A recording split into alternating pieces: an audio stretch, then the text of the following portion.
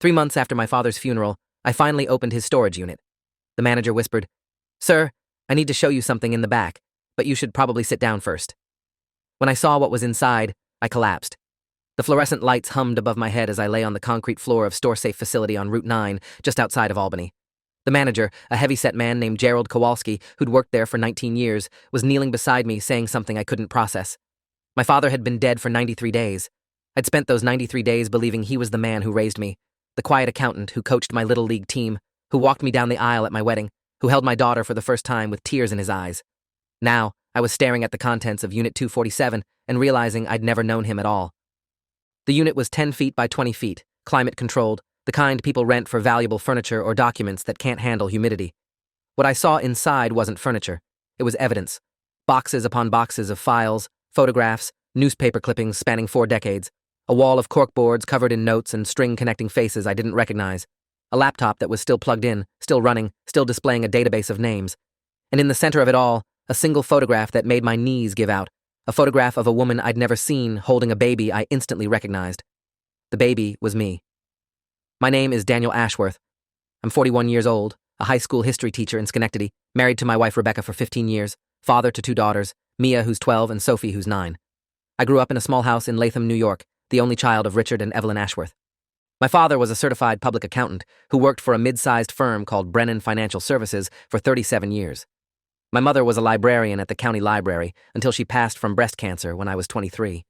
They were ordinary people living ordinary lives, or so I thought until the morning my father collapsed in his kitchen from a massive stroke and died before the ambulance arrived. The funeral was small. My father didn't have many friends, just colleagues from work and a few neighbors. He'd become increasingly reclusive after my mother's death, spending hours in his home office with the door closed. I assumed it was grief. I assumed he was managing finances or doing freelance tax work. I never questioned it because I had no reason to question it. He was my father. He loved me. That was enough. 3 months after the funeral, I finally started sorting through his affairs. That's when I found the key.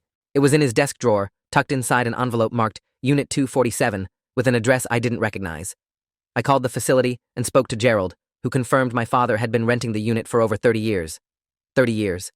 He'd been paying $340 a month for 3 decades, a total investment of more than $120,000, and I'd never known it existed. Gerald said my father visited regularly, sometimes twice a week, always alone, always staying for several hours. He said my father had left instructions that if anything happened to him, I should be contacted.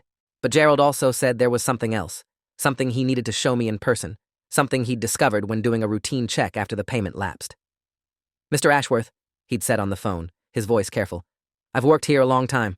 I've seen a lot of things people store, but I've never seen anything like this. You need to come down here, and you should probably bring someone you trust." I didn't bring anyone. I should have. I drove to the facility alone on a Saturday morning in March, my hands steady on the wheel because I still thought this was going to be something mundane, maybe my father's old business records or my mother's belongings he couldn't bear to throw away. I was so wrong. Gerald met me at the entrance with a ring of keys and a look on his face I couldn't read. He walked me through the maze of storage units, past doors painted industrial orange, until we reached the back corner of the building. Unit 247 had a heavy-duty lock and a keypad that Gerald said my father had installed himself. The code was my birthday, 081583. August 15th, 1983. The day I supposedly came into the world. The door rolled up with a mechanical groan, and the smell hit me first. Old paper, dust, the faint chemical scent of developing fluid. Gerald reached in and flipped a switch.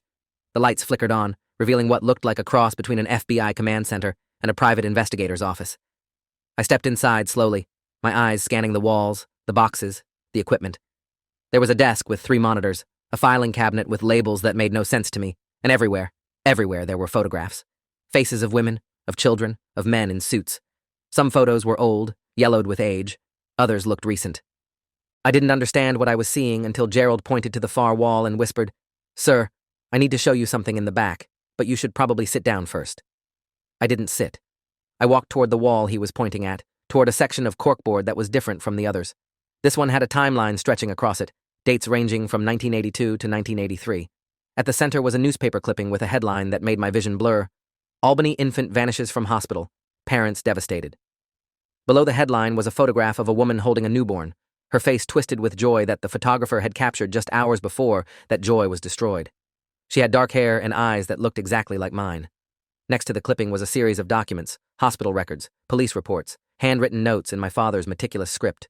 I picked up one of the pages and read the words that ended the life I thought I knew. Daniel was taken from Albany Medical Center on August 17, 1983. Birth mother, Margaret Holloway. Birth father, Thomas Holloway. The adoption was never legal. The papers were forged. He is not my biological son. He is their stolen child. My knees buckled. The concrete floor came up fast. Gerald was saying something, asking if I needed water, if I needed him to call someone. But I couldn't respond, because I was drowning in a truth I couldn't process. My father, the man who raised me, had stolen me from a hospital 40 years ago. The next few hours exist in my memory as fragments. Gerald helped me to a chair he brought from the office. I read through more documents, each one a new wound. My father's notes were thorough, almost obsessive, spanning decades of investigation into what he'd done and the family he'd taken me from.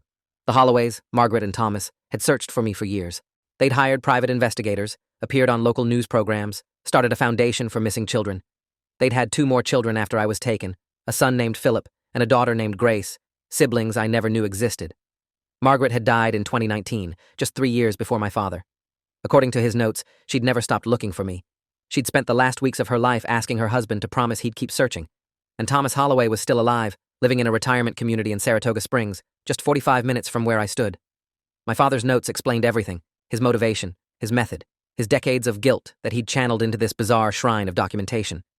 He and my mother, Evelyn, had tried for years to have children. When they were told conception was impossible, they'd looked into adoption. The process was long, expensive, invasive. They were rejected twice due to financial concerns. And then, according to his notes, my father saw an opportunity. He'd been at Albany Medical Center visiting a colleague who'd had surgery. He'd wandered into the wrong wing, found himself near the nursery, and seen a baby that looked like he could be mine. That baby was me. His notes described how he'd returned the next day, studied the nurses' schedules, identified gaps in security.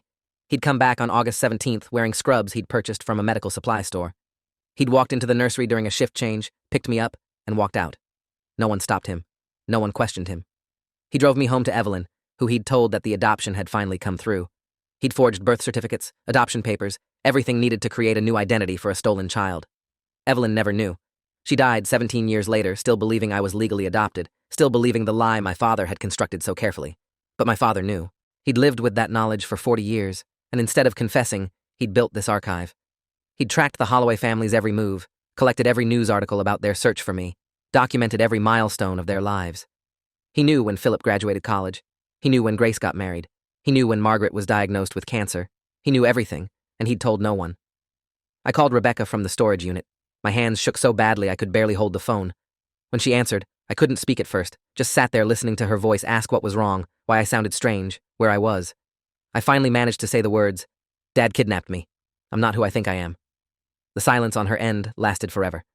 Then she said, "I'm coming. Don't move." She arrived an hour later with Mia and Sophie, having grabbed them from their weekend activities with no explanation. She left the girls in the car and came inside the storage unit alone. I watched her face as she took in the walls of evidence, the photographs, the documents. She didn't speak for a long time. Then she knelt beside me, took my hands, and said, "We're going to figure this out, together. But first, we need to call a lawyer." The lawyer we called was Nathaniel Price, a family law attorney Rebecca knew from her work as a hospital administrator. He'd handled complex custody cases before and had connections to people who dealt with even more complicated situations. When he arrived at the storage unit 2 hours later, he spent 30 minutes examining the evidence before turning to me with an expression I'll never forget. "Mr. Ashworth," he said, "this is one of the most thoroughly documented confessions to a crime I've ever seen. Your father essentially built a case against himself." Nathaniel explained our options. We could go to the police, which would open a criminal investigation into my father's actions, even though he was dead. We could contact Thomas Holloway directly, which could be emotionally devastating for everyone involved. We could do both, or we could do nothing, seal up the unit, and pretend I'd never found any of this. "The statute of limitations for kidnapping in New York has long passed for your father," Nathaniel said. "He can't be prosecuted, but there are other considerations. Thomas Holloway has a right to know what happened to his son. You have a right to know your biological family. Your daughters have a right to know their actual heritage and medical history." Medical history. I hadn't even thought about that. For 41 years, I'd believed my health risks came from Richard and Evelyn Ashworth's genetic lines. I'd told doctors I had no family history of heart disease when Richard had high blood pressure. I'd said there was no cancer in my family when my mother died of breast cancer. All of it was wrong. Every health decision I'd ever made was based on a lie. I looked at my daughters in the car, at Mia who looked so much like me, at Sophie who had my eyes, and I realized I needed to know the truth, not just for myself, but for them. "Contact Thomas Holloway," I said. I need to meet my father. Nathaniel reached out to Thomas Holloway through a carefully worded letter that explained the situation without revealing all the details. He said a man had come forward with information about the 1983 kidnapping and wanted to meet. Thomas's response came within 48 hours. He called Nathaniel's office and said he'd been waiting 40 years for this call. The meeting was arranged for the following Saturday at Nathaniel's office in downtown Albany. I spent the week in a fog, going through the motions of teaching, of parenting, of being a husband, while my entire sense of self disintegrated beneath me. I looked in the mirror and saw a stranger. I looked at photographs of Richard Ashworth and felt rage so intense it scared me. He'd stolen me. He'd stolen 40 years of my life, 40 years of my biological parents' lives, 40 years of relationships with siblings I should have grown up knowing. And he'd died before I could confront him, before I could ask why, before I could tell him what I thought of what he'd done. The coward had escaped, leaving me to clean up his destruction. Thomas Holloway was 78 years old with white hair and hands that trembled as he walked into Nathaniel's conference room. He was accompanied by his son Philip, now 43, and his daughter Grace, now 39. They sat on one side of the table. I sat on the other with Rebecca. For a long moment, no one spoke. Then Thomas leaned forward, studied my face, and started to cry. "You have her eyes," he said. "Margaret's eyes. I knew it the second you walked in." He pulled a photograph from his pocket, a copy of the same image I'd seen in the storage unit, the one of Margaret holding me in the hospital. "She never stopped looking for you. Not once. Every lead, every tip, every false hope, she chased them all. When she was dying, she made me promise I'd find you. I promised her I would." His voice broke. "I'm just sorry she's not here to see this." I didn't know what to say. I'd prepared speeches in my head all week, explanations and apologies and questions. But sitting across from this man who'd spent 40 years grieving a child who was alive the whole time, words seemed pathetically inadequate. So I just said, "I'm sorry. I didn't know. I just found out a week ago." The meeting lasted 4 hours. Thomas and his children told me about the family I should have had. Margaret had been a kindergarten teacher who loved gardening and couldn't carry a tune but sang anyway. Thomas had been an electrician who built model trains as a hobby and coached youth hockey for 20 years. Philip was a veterinarian with 3 kids of his own. Grace was a social worker who'd specialized in missing children cases, inspired by what happened to her brother. They showed me photographs, hundreds of them, images of birthdays and holidays, and ordinary moments I should have been part of. There was a photo from Christmas 1990 where Margaret was holding up a stocking with Daniel embroidered on it. She'd kept buying presents for me every year, wrapping them, putting them under the tree, then donating them to children's hospitals because she couldn't bear to keep them. 40 years of Christmas presents for a son she never stopped believing would come home. When I saw that stocking, something inside me shattered completely. I excused myself to the bathroom and sobbed until I couldn't breathe. The DNA test was a formality, but we did it anyway. The results came back in 5 days, confirming what Thomas already knew from looking at my face. I was Daniel Thomas Holloway, born August 15th, 1983, kidnapped 2 days later, raised as Daniel Richard Ashworth by a man who'd stolen me from my crib. The legal implications were complex. Nathaniel connected us with a criminal attorney named Victoria Brennan who'd handled cold cases before. She reviewed my father's documentation and confirmed that while Richard Ashworth couldn't be prosecuted posthumously, there were other matters to address. The forged documents he'd created were still on file with the state. My birth certificate, my social security records, everything about my legal identity was fraudulent. "You have 2 options," Victoria explained. "You can petition to have your records corrected to reflect your true identity, or you can maintain the Ashworth name while adding documentation acknowledging your biological origins. Either way, this is going to involve a lot of paperwork and probably some media attention." Media attention. I hadn't thought about that either. The story broke 3 weeks later when a reporter named Patricia Kimura from the Albany Times-Union somehow got wind of the cold case being reopened. She called Nathaniel's office asking for comment on the Holloway kidnapping development. We tried to control the narrative, releasing a statement through Victoria that confirmed the basic facts without going into detail about my father's archive. It didn't matter. Within 48 hours, the story was everywhere. Local news, national outlets, true crime podcasts asking for interviews. Baby stolen 40 years ago, found living miles from birth family. Accountant's secret double life revealed after death. Kidnapped infant reunited with father decades later. Every headline was a fresh wound. Every article contained speculation about Richard Ashworth's motivations, about Evelyn's possible involvement, about whether I'd known all along. Anonymous commenters suggested I'd been in on it, that I was trying to get inheritance money from the Holloways, that the whole thing was somehow a scam. The cruelty was breathtaking. I stopped reading after the first week, but the damage was done. My daughters were the hardest part. Mia and Sophie knew something was wrong, had known since the day Rebecca pulled them from their activities to drive to a storage facility in the middle of nowhere.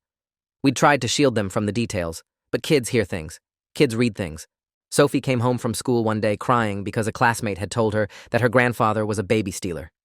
Mia stopped talking to me entirely, retreating into her room, refusing to discuss anything related to the situation. When I finally got her to open up, what she said destroyed me. "You're not even who you said you were. How do I know anything you've told me is true?" She wasn't wrong to ask.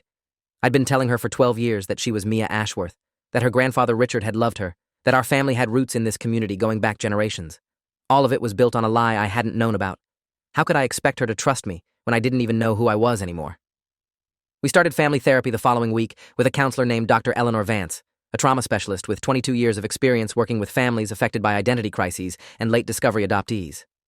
Dr. Vance helped us understand that what we were experiencing was a form of collective trauma. "Your father didn't just steal Daniel from the Holloways," she explained during one session. "He stole Daniel's identity, Evelyn's chance to make an informed choice, your chance to know your heritage, and your daughter's chance to know their true family history. The ripple effects of his actions have touched every person in this room." She was right. Rebecca confessed that she'd been having nightmares about what else might be hidden, what other secrets might be waiting to detonate. Mia admitted she'd been Googling how to know if your parents are lying at school. Sophie had started wetting the bed again, something she hadn't done since she was 5. We were all drowning in the aftermath of a dead man's crimes. Dr. Vance worked with us for 6 months, helping us develop coping strategies, communication techniques, and ways to integrate this new reality into our family narrative. She also recommended I meet with the Holloways more regularly to build the relationship that had been stolen from us. I started visiting Thomas every other weekend. Sometimes Philip came, sometimes Grace. We'd sit in his retirement community apartment surrounded by photographs of Margaret and talk about everything, about my childhood, about their lives, about the years we'd lost. Thomas told me stories about my mother I'd never heard. He showed me videos from the early 80s where Margaret was dancing at a family wedding, young and beautiful and so alive it hurt to watch. He gave me her jewelry to pass down to my daughters, pieces she'd saved specifically for Daniel's future family. He introduced me to cousins and aunts and uncles I'd never known existed, an entire extended family that had mourned me for 4 decades and welcomed me back with open arms. But the integration wasn't always smooth. Philip had complicated feelings about my sudden appearance. He'd spent his whole life in the shadow of the lost brother, the perfect absent child who could never disappoint because he was never there. Now I was there, and he wasn't sure how to feel about it. Grace was more open, maybe because of her work with missing children, but even she admitted it was strange to suddenly have a 41-year-old brother she'd never met. The legal process took 18 months. We petitioned the court to amend my records, acknowledging my birth identity, while maintaining the Ashworth name for practical purposes, since it was the name on my teaching license, my mortgage, my marriage certificate, everything. The judge who handled the case, the Honorable Raymond Kwan, called it one of the most unusual identity cases he'd ever seen. He reviewed my father's documentation, heard testimony from Thomas and the Holloways, and ultimately issued an order recognizing me as Daniel Thomas Holloway, also known as Daniel Richard Ashworth. The order included a statement acknowledging the criminal actions of Richard Ashworth, deceased, and the profound harm caused to the Holloway family and to the petitioner himself. It wasn't justice, not really. Richard Ashworth was beyond justice. But it was official recognition of the truth, and that mattered more than I expected. When Judge Kwan signed the order, Thomas grabbed my hand and squeezed it so hard I thought he might break my fingers. "You're officially my son again," he whispered. "After 40 years, you're my son." The media eventually moved on to other stories, but the aftermath lingered. I had to explain the situation to my school district, to my colleagues, to parents of students who'd read about me in the news. Some people were sympathetic. Others looked at me differently, like I was somehow tainted by my father's crimes. I lost a few friends who couldn't handle the complexity of the situation, who wanted me to either fully embrace the Holloway identity or pretend nothing had changed. I couldn't do either. I was both Daniel Holloway and Daniel Ashworth, a man with 2 identities, 2 histories, 2 families. The duality was exhausting, but eventually became manageable. Dr. Vance helped me understand that identity isn't a fixed thing, that we're all composed of multiple selves, and that my situation, while extreme, wasn't fundamentally different from anyone else navigating complicated family dynamics. I started writing about my experience, first in a journal, then in longer essays that I shared with support groups for late discovery adoptees and people affected by parental kidnapping. My story resonated with others who discovered their identities were built on lies. 2 years after I found the storage unit, Thomas Holloway passed away peacefully in his sleep at 80 years old. I was at his bedside along with Philip and Grace, the 3 Holloway siblings together for the first time in 40 years. His last words to me were, "Tell your mother I kept my promise." I like to think Margaret was waiting for him somewhere, that they're together now, that she finally knows what happened to the baby she lost all those years ago. At his funeral, I delivered a eulogy for a man I'd only known for 2 years, but who was undeniably my father. I spoke about his persistence, his love, his refusal to give up hope even when everyone told him to. I spoke about Margaret and the 40 Christmases she'd bought presents for a son she never stopped believing would come home. I spoke about the cruelty of what Richard Ashworth had done, and the grace Thomas had shown in never once blaming me for it. And I spoke about the strange gift buried in all that pain, the chance to know where I truly came from, to connect with my biological family, to give my daughters a heritage they actually belonged to. After the funeral, Philip and Grace and I went through Thomas's belongings. We found boxes of letters Margaret had written to me over the years, letters she'd never been able to send but couldn't stop writing. Happy 5th birthday, Daniel. I hope you're loved wherever you are. You'd be graduating high school this year. I wonder who you've become. I'm sick now, and I may not have much time left, but I want you to know that not a single day has passed when I haven't thought about you. You are loved. You were always loved. I read those letters in Thomas's living room with my siblings beside me, and we cried together, mourning not just our parents, but all the years we should have had with each other. Grace held my hand and said, she knew somehow. She always said she felt you out there, alive, waiting to be found. I don't know if I believe in that kind of thing, but I believe Margaret Holloway loved me with a ferocity that death couldn't diminish. And I believe that love, somehow, reached me even when I didn't know it existed. It's been 4 years since I opened that storage unit. Mia is 16 now and has developed a close relationship with her Aunt Grace, who she says gets her in a way no one else does. Sophie is 13 and spends her summers at Philip's veterinary clinic, learning to care for animals and talking about becoming a vet herself. Rebecca and I are still together, stronger in some ways for having survived this, though the scars remain. I still teach history, but I've added a unit to my curriculum about identity and family and the stories we tell ourselves about who we are. My students don't know my personal history, but they respond to the material in ways that tell me it matters. I still visit that storage unit sometimes. I've converted it into an archive of sorts, organizing my father's documentation alongside the letters from Margaret and the photographs from Thomas and the legal records from our court case. It's a strange monument to a strange chapter of my life, but I keep paying the $340 monthly fee because I can't bring myself to destroy it. Someday, when I'm ready, I'll write the full story. Someday, my daughters will inherit all of it.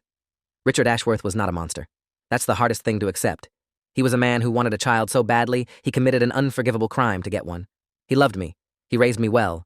He and Evelyn gave me a childhood full of warmth and opportunity. He coached my little league team and taught me to ride a bike and cried at my wedding. And he also stole me from my parents, destroyed their lives, kept me from my siblings, and lied to everyone, including his own wife, for 40 years. Both things are true. He was my father in every meaningful way except the biological one, and he was also a kidnapper who caused incalculable harm. I've stopped trying to reconcile those two truths. I just hold them both now, the love and the betrayal, the gratitude and the rage. They coexist inside me the way my two names coexist on legal documents, the way my two families coexist in my life. I am Daniel Ashworth, the man Richard raised. I am Daniel Holloway, the son Margaret never stopped searching for. I am both, and I am neither, and I am somehow, finally, starting to be okay with that. The storage unit manager, Gerald Kowalski, retired last year. Before he left, he sent me a card thanking me for being the kind of person who deserved to know the truth. I didn't know how to respond to that. Did I deserve it? Would I have been happier never knowing? The questions don't have answers. What I know is this. My father built an archive of his own guilt and left it for me to find.